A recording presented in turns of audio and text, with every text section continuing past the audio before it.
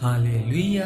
स्वागत है आप सबका मेरी भविष्यवाणियों की पुस्तक में। तो आइए हम आज के पवित्र वचन को पढ़ेंगे जो कि परमेश्वर के दास प्रेरित अंकुर यूसुफ नरूला जी के द्वारा लिखा गया है। विश्वास के द्वारा जीवन, जैसा कि गलातियों की पुस्तक अध्याय 3 उसकी 11 आयत में लिखा है, यह बात प्रकट है कि व्यवस्था के द्वारा परमेश्वर के यहाँ कोई धर्मी नहीं ठहरता, क्योंकि धर्मी जन विश्वास से जीवित रहेगा।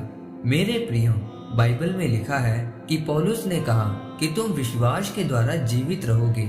जब आप पुराने नियम में अय्यूब के बारे में पढ़ते हैं तो लिखा है कि परमेश्वर ने शैतान से कहा कि क्या तूने अय्यूब को देखा है, वह बुराई से दूर रहने वाला, खराई से चलने वाला व्यक्ति है और धरती पर उसके जैसा कोई मनुष्य नहीं है। लेकिन शैतान ने परमेश्वर से कहा कि उस मनुष्य को कोई भी घटी नहीं है, इसी कारण वह तेरा भय मानता है। अगर तू उससे सब कुछ वापस ले लेगा तो वह तेरे मुंह पर तुझे गालियां देगा। लेकिन उससे सब कुछ लिए जाने पर भी अय्यूब यही कहता रहा कि परमेश्वर ने दिया और परमेश्वर ने ही ले लिया, उसी का नाम धन्य ठहरे। एक बात पर ध्यान दें, अय्यूब को इस बात का पता था कि ईश्वरीय जीवन व्यतीत करने में ऐसी परिस्थितियां आ सकती हैं जो उसके विश्वास को हिलाएं और उसे यह कहने पर विवश करें कि परमेश्वर है ही नहीं। उसको पता था कि इन सब के बावजूद भी कि परिस्थितियां उसके अनुकूल ना हो, उसे विश्वास में मजबूत रहना पड़ेगा। इसलिए अय्यूब दोबारा से आशीषित होकर और ज्यादा ऊंचा हुआ।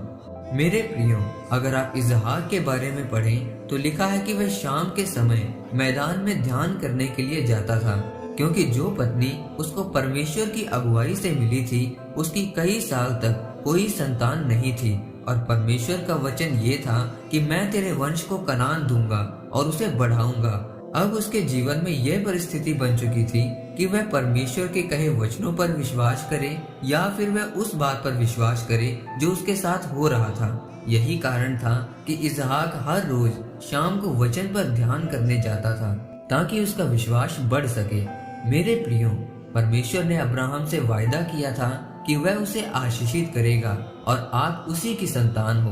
आप उसकी शारीरिक संतान तो नहीं है, पर जिस तरह अब्राहम ने विश्वास किया और धर्मी ठहराया गया, उसी तरह से ही आज जब आप भी विश्वास करते हैं तो आप भी विश्वास के द्वारा धर्मी ठहराए जाते हैं। इसीलिए परमेश्वर के वायदे आपके जीवन में पूरे होते हैं।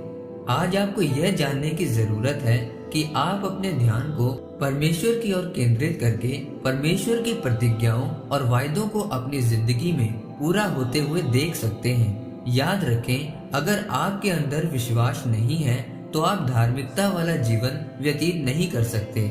जिस तरह से आज बहुत लोग ऐसे हैं जिनके नाम तो मसीह हैं, लेकिन उनकी जिंदगी मसीह में नहीं है, वे व्यभिचार में पड़े हैं। इसीलिए आपको यह ध्यान देने की जरूरत है कि मसीह में होते हुए आपके जीवन में ऐसा समय आ सकता है कि जब आपका विश्वास हिल जाए और तब आपको यह फैसला लेना है कि मैं धर्मी हूँ और मैं विश्वास के द्वारा ही जीवित रहूंगा। मेरे प्रियो, जब आपका विश्वास इस प्रकार का होगा तो फिर आपका यही विश्वास बड़े बड़े परिणामों को आपके जीवन में लेकर आएगा। इसी विश्वास के द्वारा आप अपने परिवार, शहर की अगुवाई करेंगे और आपकी आशीषें भी हमेशा के लिए होंगी। परमेश्वर आपको इस वचन के द्वारा आशीषित करे। आमीन। आइए परमेश्वर के दास के द्वारा लिखे गए इस अंगीकार को आप मेरे साथ एक मन होकर करें। सर्वशक्तिमान परमेश्वर, मैं इस वचन के लिए आपका धन्यवाद करता हूँ।